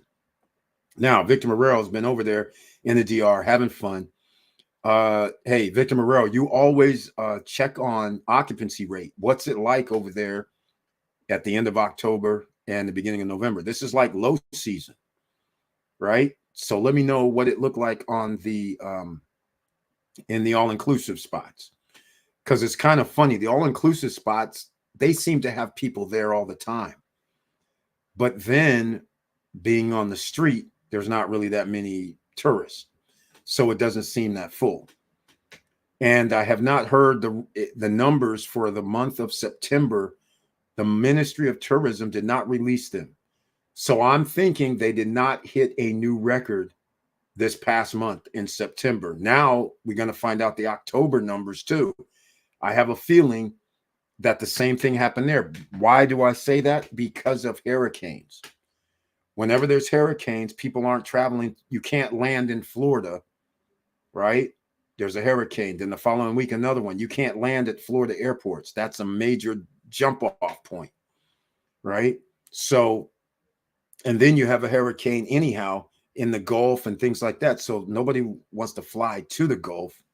So I think there had to be, for the month of October, due to the hurricanes, I would think that there would be a dip in tourist numbers. So now we're going to get into the meat and potatoes of what was supposed, or what is going to go happen, what's going to happen in the Dominican Republic with regard to this real estate and pre-construction, because there comes a time where you have a balance. When things are out of whack, like they are now, then there's going to be repercussions. What do I mean out of whack? Out of whack is if a 2-bedroom condo is now going to cost $250,000, $300,000, $350,000, $400,000, we have a problem. You're not, if you don't have the tourist numbers coming in and in willing investors. And how are you going to have willing investors when they find out that they might have to pay like a 20-some% interest or 20-some% tax, or they don't know if it's 18% more added to the Airbnb bill? And again, I caution everybody. I want again to go over this because we have a lot of guys here, and I'll say it again. I am no fan of taxation, but unfortunately, this is going to be the ball game. It's going to be the ball game because, again, I'll give you simple numbers. If you buy a condo for $200,000, all right, and you have a 50%, you know what? Here, this is what we do here. This is for investors, no matter where you're investing. I don't want you guys making investments where you have single digits. You can't do these condo hotels. Just forget about it. You'll be in single digits because you basically are going to pay 45 to 65%, whether it's going to be 45%, 50%, or 60%. But I'm going to tell you one thing. That company is going to be an RNC company. They're going to have to pay 27% plus for whatever revenues, profits that come in. And then they're going to have to pay the 18% ITBIS because it's short-term rental. All right. So think about this. I mean, we're talking like 50, 60% potentially gone. All right. So here we are. I'm gonna do something. I'm gonna go over the number. All right. I'm gonna go over the number. So we do 300,000, right? Times 0.01. Is that right? Percent. Let's see what that is. That's 30.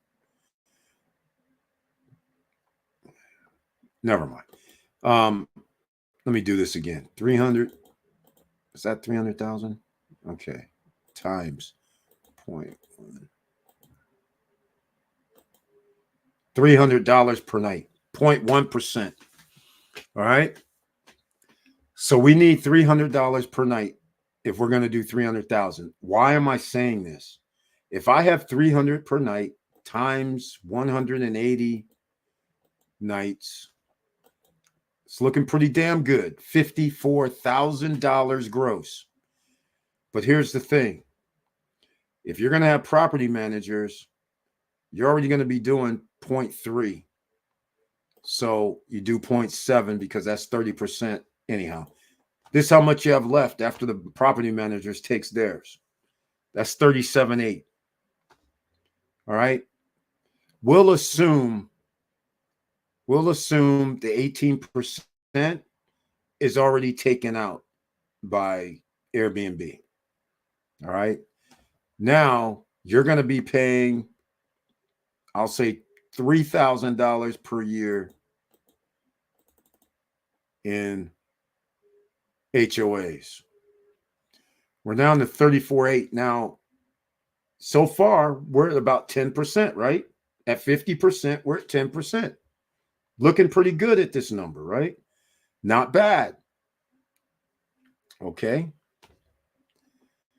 So now, if you have a mortgage, because a lot of people will have a mortgage, but what will the mortgage be? Will it be 40% of 300,000, which is the most common one? So that leaves 120,000. Your 120,000 times 8% is 800. Well, we'll call it more than that. It's around 900 per month. 900 times 12, 10,800. Okay. All right. Now we're down to 24,000. Is there going to be any other fees and dues? Probably. But let's just take the 24,000. And now, how do you figure out how much you make percentage-wise every year? You go by how much you make divided by how much you purchased it for. So that's 300,000, right? I'm pretty sure it's going to get lower than that because guess what else? By the way, you're going to have insurance on your place. I forgot to mention that. You're going to have insurance. But nonetheless, let's just look at this. We're down to 8% as it is. All right? We're down to 8%. All that for 8%, and I use 50%. But look at this. Host damage protection and host liability insurance. Air cover includes host damage, host liability, providing basic coverage against certain damages and liabilities. However, it does not replace homeowners insurance that owners or renters may need, nor does it constitute comprehensive liability coverage. You may also need to meet other insurance requirements. We strongly recommend all hosts carefully read and ensure they understand the terms of their insurance policy. Now you're going to need an insurance policy. Well, I would suggest it, highly suggest it, because air cover is based on if they approve it. Okay? Just remember that. And not all insurance plans cover material damage or losses caused by a guest staying at your accommodation. Again, now, how much is insurance going to cost you, ladies and gentlemen? You know yet? We don't know. What if they're doing what they do in America and they say something crazy like $3,000 a year? Your 24,000 is now down to 21. You're down to 7% or 6%. You see how this is going, right? But if you would have paid 200 to 250,000, your yield would be higher. So it wouldn't have been 7, 8. It would have been 10, 11. We want you to win. All right. The Airbnb free smoke and carbon monoxide detector program, you get one carbon monoxide detector for free. They'll send it to you. All right. So that's cool because they don't have that in the DR. But you still should have it. Cleaning and disinfection. All right. So I forgot about the insurance part. You're going to need insurance. So now you're understanding this could add up. All right. Let me know what you guys think about this. you guys didn't see it because I didn't have it on the screen. Damn. Here's the smoke. Here's the insurance. And again, for everybody that just now showed up, I'll put this link so you guys can go read it for yourself. We have a lot of guys that are investors here. So I want to thank you guys. Make sure you guys out there smash the like button. Make sure you go down below in the description box. If you're trying to improve your credit, then go over there and check it out. Go improve your credit score.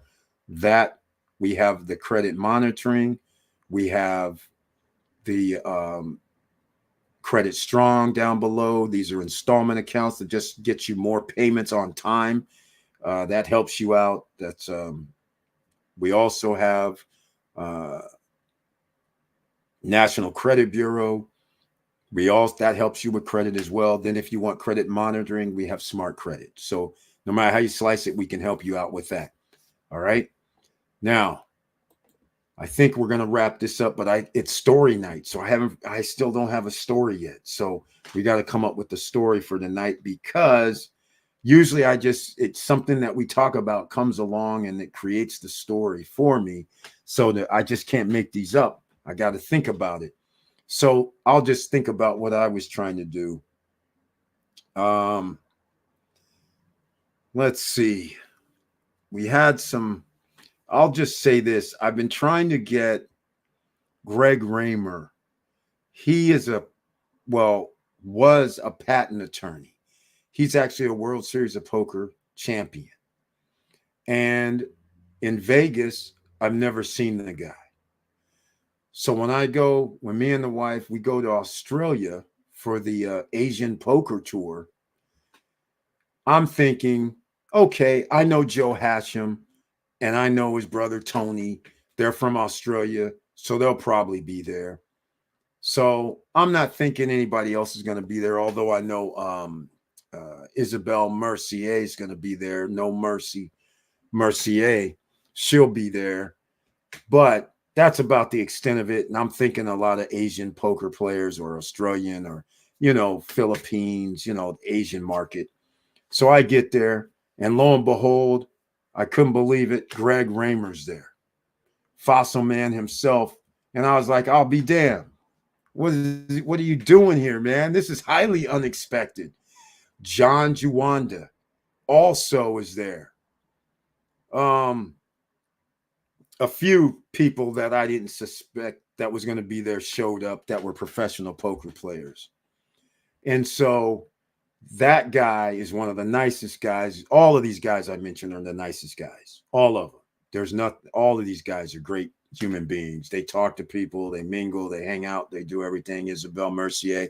In fact, I'm pretty sure I have pictures with her too. And I was doing something with Carbon Poker. I told you guys I used to play professional poker. In this particular case, I was doing Carbon Poker, and the CEO and the owner was there of Carbon. Liam, if you ever see this, what's happening, man, down under. These guys were awesome. And Carbon Poker, they did something that was pretty cool. Let me see. I'm trying to think of my deal. When I was with Carbon Poker, they paid for that.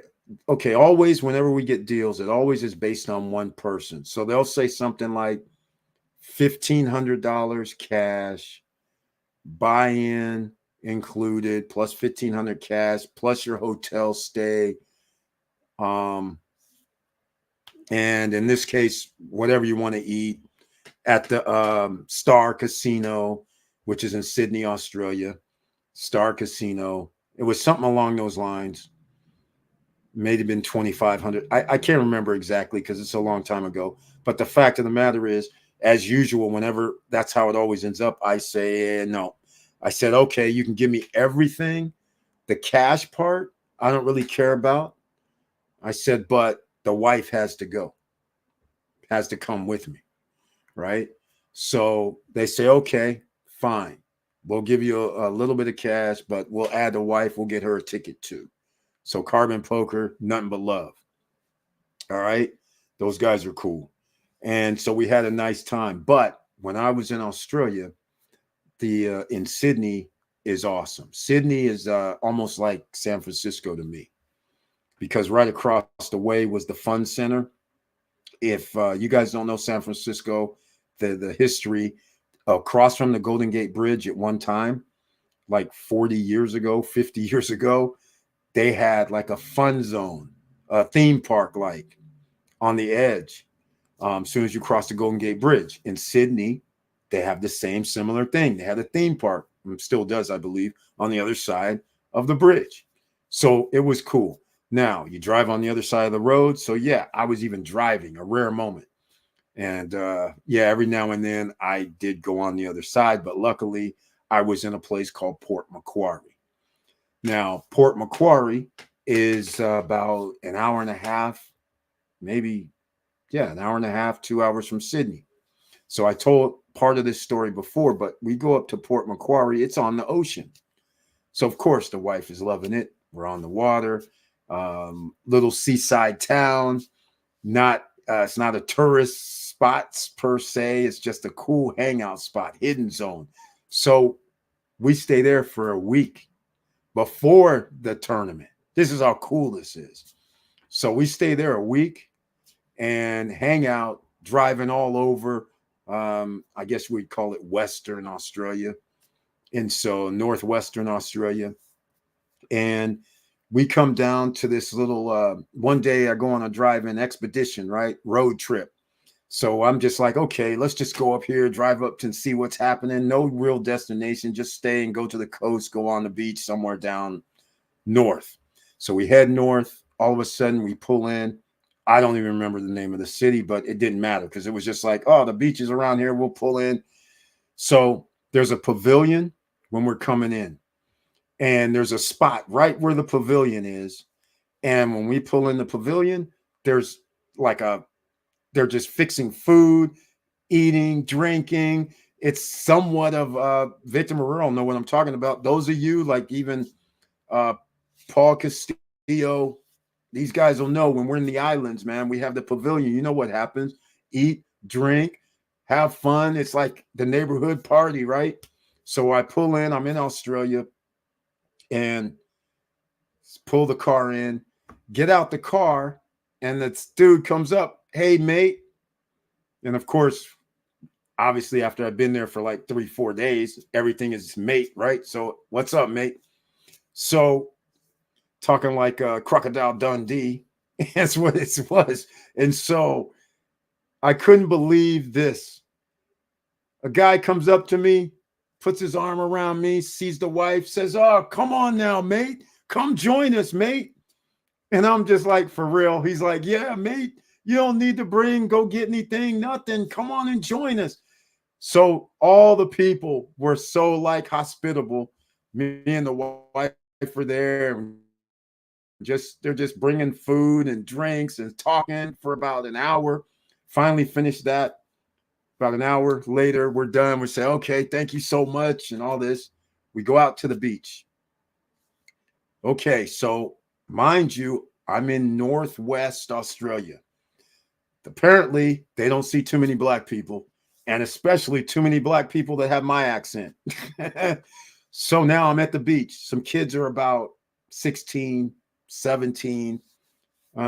They come up to me and they say, hey, mate. And so as soon as I say, hey, mate, I don't have that accent. They're like, where are you from? As soon as I said California, they're like, no way. We always wanted to go to California. So now they're quizzing me.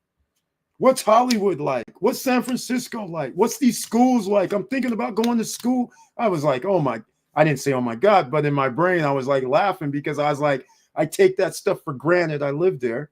These guys are like, they want to know everything. They want to know, is it all good? Is it safe? Is it fun? So we're walking down the beach. Lo and behold, there's some garbage. Somebody left like a cup and a napkin or something. The kids actually are grumbling like, man, I don't know why people do this here. We don't do this here. And they started putting in the garbage. Then I looked down the beach and I was like, damn, these are the cleanest beaches I've ever seen in my life. And so I said, hey, man, what's up with the beach? He goes, yeah, man, we pride ourselves on keeping all our beaches clean. I was like, clearly. I was like, I don't see garbage anywhere. Crazy. So anyhow, it was a very, very nice time. Little chat on the beach there. Then we went shopping because they have these little marts, right? Like that's what you do as a tourist, right? Simple. It's okay, fine. So now we finished that. So that's a few hours. So then we're heading back to Port Macquarie. And we're driving down the street and all of us on the highway. And I'm like, man, that looks like Jurassic Park. The way Jurassic Park looked. Come to find out, I talked to some people there and they said, yeah, there was some filming. I was like, oh my God, this is unbelievable. But anyhow, so now we're driving down and there's a wine called, I believe it's called Yellow Jacket, right? I think that's it. Let me double check. I'll Google it. I think it's Yellow Jacket, if I'm not mistaken. Well, Yellow Jacket wine, isn't that it? I think that's it. Actually, it's pretty good. Let me see. No, it's not yellow. It's yellow. What was it called? Yellow.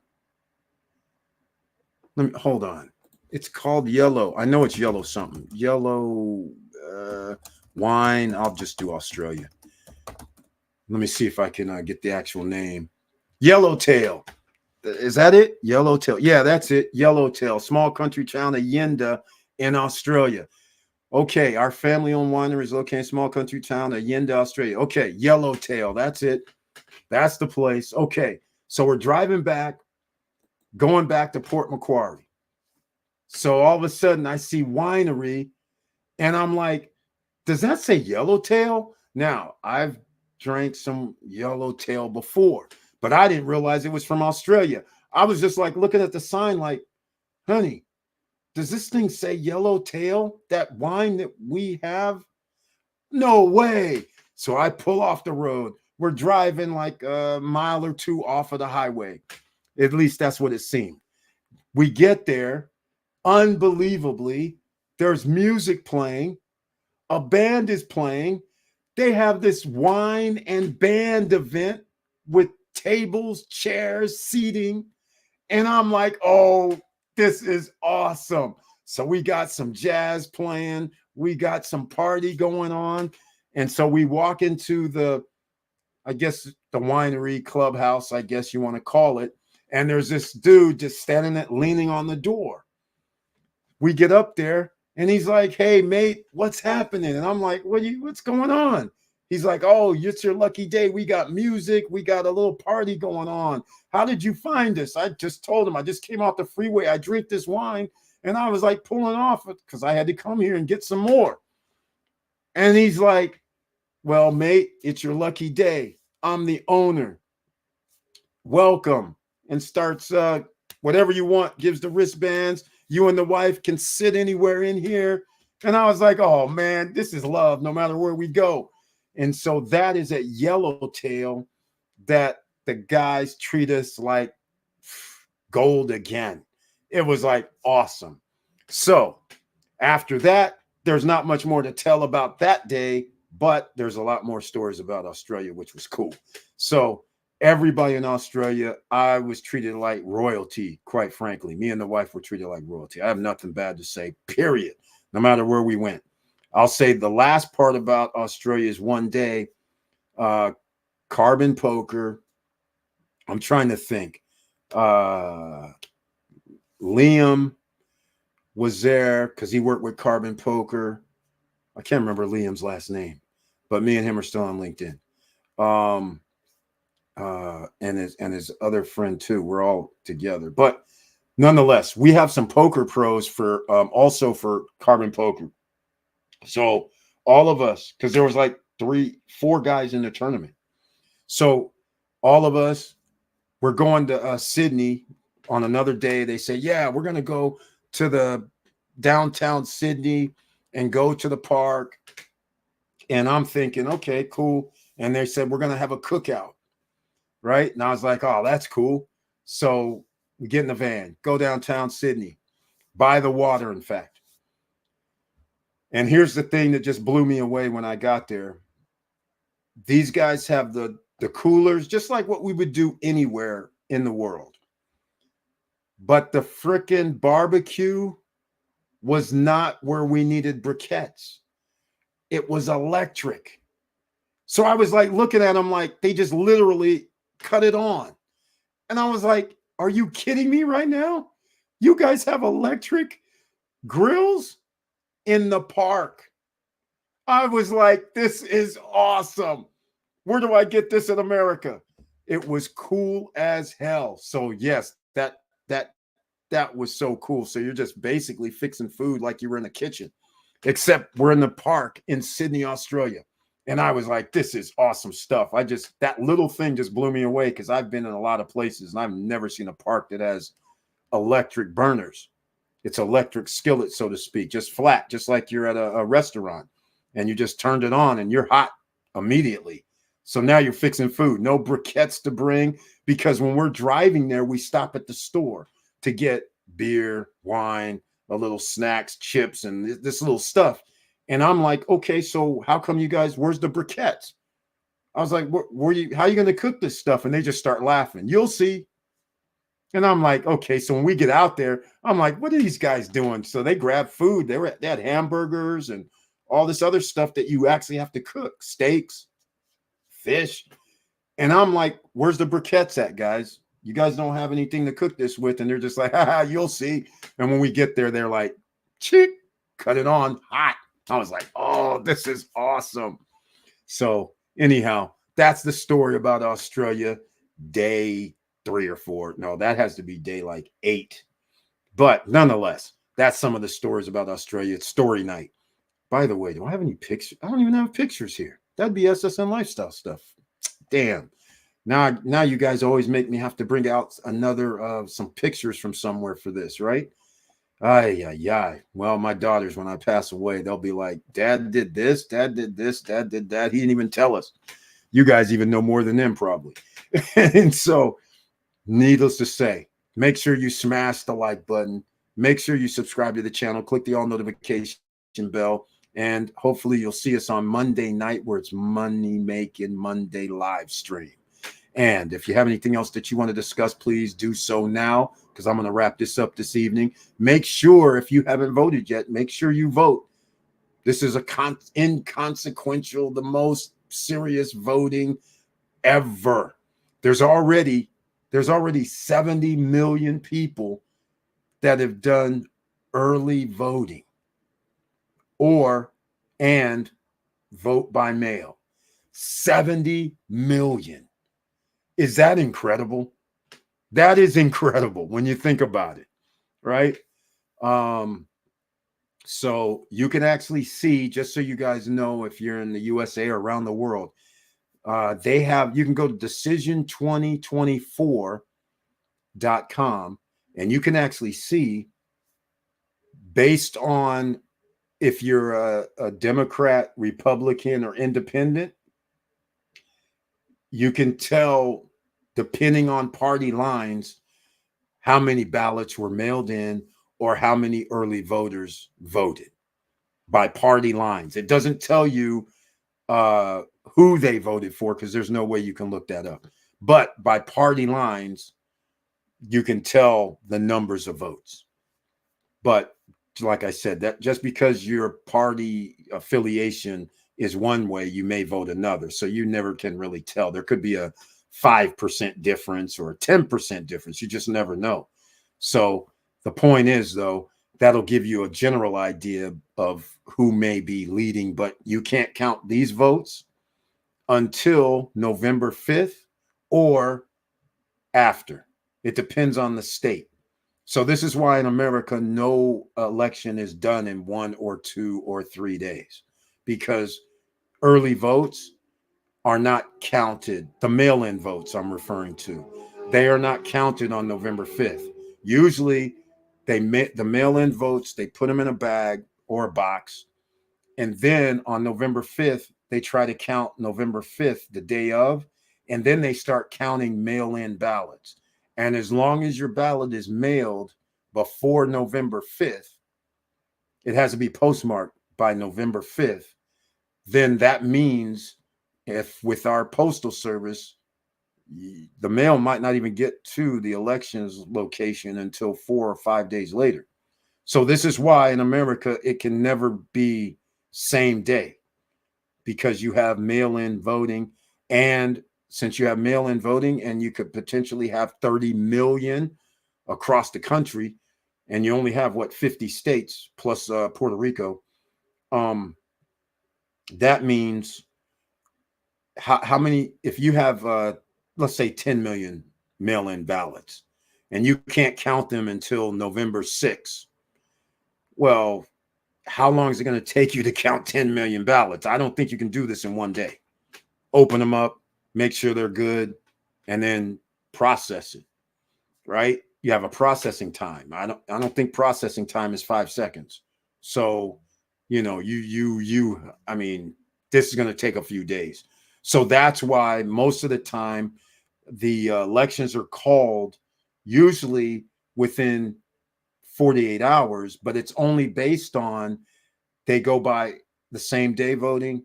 So then they know how many voters there are. So in other words, you'll see things like 50%, right? 50% of people have voted, right? And then they'll say, based on that number, they'll say, well, there's only 20 million, or not overall, but let's say in a state, they'll say, well, there's 5 million mail-in ballots, but the person is 5 million ahead. So that's how they're able to call it early. Not that all the votes were counted, but they know after all the votes are counted, there's no way the other person are going to have all 5 million. So that's how they're able to call things earlier than later. But at the same time, if there is a state that has a difference of, let's say, 50% voted, now they have to, and let's say it's almost even 50-50 with the votes, they can't call it tonight. So now the next day when they open up all the ballots, or at midnight, the 5th, because they have to wait till the next day in lots of jurisdictions. But let's say at midnight, now they open up the mail-in ballots. And so now in the morning, after they've added another, whatever, 100,000, 200,000 votes from mail-in ballots in the morning, that's when people wake up and be like, well, I thought this guy he was 100,000 behind. How is it that the guy's only 40,000 behind now? Or, the candidate. So that's why people have to understand this is how it's done. So don't be thinking this is going to be done November 5th or 6th. That's not even a real thing.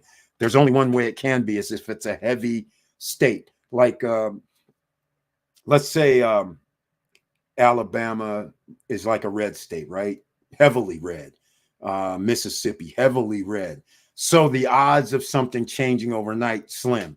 But if you have a state that is purple, as they call it, which are mainly a lot of states, it might be only 15 to 20 of those states, but that's why those are going to be so close that they can't call it. They can't call it November 5th. They're not going to be able to call it November 6th, because mail's going to be coming in. Overseas ballots are counted a different time too, right? We have different things going on. And then you have up until 4 to 5 days, because somebody could have a November 5th mail postmark, but it doesn't get to the elections office till November 9th or 10th. And if you're talking about less than what's happened before, 100,000 votes, and you got 150,000 mail-in ballots, you have to wait. So I'm just saying, letting you guys get some expectations, because I expect a few close states. So we're going to find out how this is going to roll out. But the stock market is all primed. It's ready to go.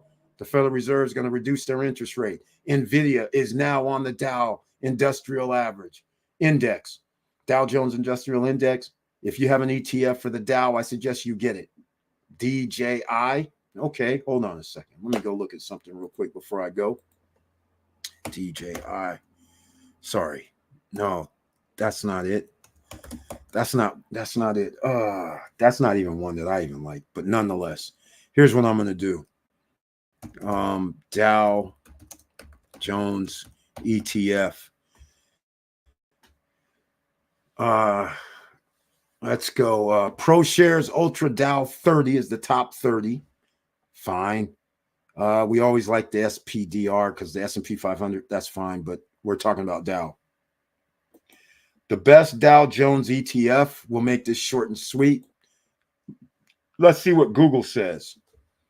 Amundi Dow Jones Factor. Let me show you guys what Google says. This is very interesting because I've never heard of none of these. iShares, I've heard of. Amundi Dow Jones, I've never heard of this one. Amundi P Dow Jones either. Never heard of that either. The Global X DJIA. There is a DJI. No wonder I couldn't get it. DJIA. I don't have DJIA, quite frankly. So here we go. DIA is more expensive with a total expense ratio versus VOO, ladies and gentlemen. That's right. You guys have heard of VOO, right? You've heard of VOOG too, right? You've heard of those. You've heard of VTI before too, right? You've heard of that one too, didn't you? Interesting enough. You see this here, right? Looky here. Looky here. Looky here. VTI, VOO. My God. I love it when a plan comes together and you guys get to win. And even Google has them listed. Just what we've been telling you all along. All I can tell you is you guys been on the right track all along. So here we go. Check this out. We can't forget this one. Remember the QQQ? Look, there you go again. See, there we go again. QQQ ETF. See, Victor Morel is one of his favorites. VTSAX. I've talked about that rarely. I don't talk about that too often because this is different. VTSAX, you have to really study that one. SPY. Well, we know what that is, right? S&P, right? SPY is the clear winner. There you go. Yep, it's the clear winner. That's true. Yep, you guys heard of SPY too, one of Victor Morel's favorites.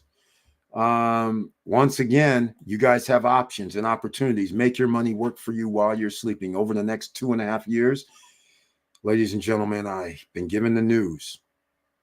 Jerome Powell called me and said, hey, Eric, every man for himself after 3 years. I'm reducing these interest rates. We're going to explode everything. Housing prices are going to go up because people are going to be able to borrow again at low interest rates. And if you want to borrow to start businesses, we're going to do that. You're going to have everything ready for you. So therefore, everything's going to increase in price. You know this, right? I got it. I already know. All you had to do was say you're reducing the interest rate. Now can I get back to stop struggling now? Just playing with you guys. I don't know. But the point is, this is what we have to do. You're going to have to think with the idea of what's going to go up in price. The only problem with this going up in price is if you own a home, your insurance and taxes will go up as well. That is the downfall, because if you can't maintain the same price points that you have to expense ratio, meaning it does me no good to get a $100,000 increase in a value of something that I can't, it's unrealized. And then the next thing you know, I'm paying 30% more in taxes to hold that $100,000 unrealized gain. That's where the problem comes in. And so when you start saying additional taxes, property taxes, then you start saying additional insurance. Now all of a sudden it's like, and then the next year, the same thing. sooner or later it outpaces the holding. You're not going to want to hold something if it's going to cost you $20,000 a year between your taxes and insurance. And all my friends in Cali, where I used to live, I already know they're paying like $14,000 in taxes, right? A year. So now if the insurance is all of a sudden, instead of $1,000 per month, and it's 4,000, I mean 1,000 annually, and now it's 4,000 annually, that's 20,000 a year. If my property value only goes up 50,000, but the next year I still have to pay another 20,000 or more. You see where I'm going with this? This starts getting a little dicey. Holding cost is a mother. And these are the things that I used to tell you guys here and anybody watching now, is that when you think of the value of your house because you own a house, people don't include their insurance that they paid. They don't include the HOA that they paid. They don't include the taxes that they paid. So when you tell me 20 years later that my house is worth X amount and I made X amount of dollars, I'm just like, I'm skeptical. Because if I run the numbers and I live somewhere for 10 years and I have to pay $20,000 on average for those 10 years and I spent 200,000, my house better be $200,000 more. But at the same time, I'm paying interest for my loan. And after 10 years, majority of that went towards interest. So if you have a house that's $700,000, $800,000, $1 million, now all of a sudden that interest might also be in 10 years about 100,000. So you paid 300,000. So if you bought a house for 800,000 and you paid 300,000 out of your pocket in just this fluff, never mind my pool or never mind any other upkeep, rehab that needed to be done, shingles busted, so now I got to go get that. Some plumbing situation happened, so I had to buy that. Never mind all that. But my house better be worth 300,000 more because I paid that. Right? You guys understand where I'm coming from. That's why I never looked at a house like an asset, because I'm paying to live there. Just like when I rent, I'm paying to rent there. So the only difference is you have the flexibility to take off. A home, you have to sell it and maybe recoup what you've paid. But outpacing what you paid, well, ladies and gentlemen, I got good news and bad news. If you want to outpace what you paid, then you have to buy semi-custom or luxury. If you buy a track house, they don't appreciate as much as a semi-custom or custom home in the right neighborhood. That's location, and semi-custom or custom is what you should be buying. But they generally cost more. But there's a reason it costs more. Appreciation goes higher. And who can afford when it goes higher? The top 10%, which is the customer anyhow, right? Top 2%. Who's going to live in a $1.5 million house, $1 million house? Generally, somebody that bought the house like 20 years ago and it crept up to that, or any new people, they have to make a lot of money. You have to make it's probably, I'm trying to think now, 500 is that. So a mill has to be 3 something. Has to be 300 and some thousand annually. That puts you in the top 1%. But there's millions of people in the top 1%. They like to live in nice homes. 2 couples working, each making, one person 200,000, another person 100,000. That's 300,000. They're going to qualify, especially when interest rates come down. All right, enough of the talk. Hopefully this helped you guys out tonight. I love you guys very much, and please like, subscribe, and click the bell below so you get the latest updates. And I know it's hard out here, and that's why you have to keep your eyes on the prizes, because you don't know how much it's going to cost 3 years from now, 2 years from now, next year. But you do know this: if you own a home, property taxes are going to go up. Your insurance is going to go up. The reason why your insurance is because they are in high-risk customers. So if they don't take in high-risk customers, somebody has to pay for those customers they no longer get money from. Guess who that is? Those who are the customer now. So your premium will go up next year. Guaranteed. And with all that said, ladies and gentlemen, be safe out here. Have a great weekend. Hopefully I'll see you on Monday at 8:50 p.m. So make sure you keep your head up. Keep moving. And I'm out.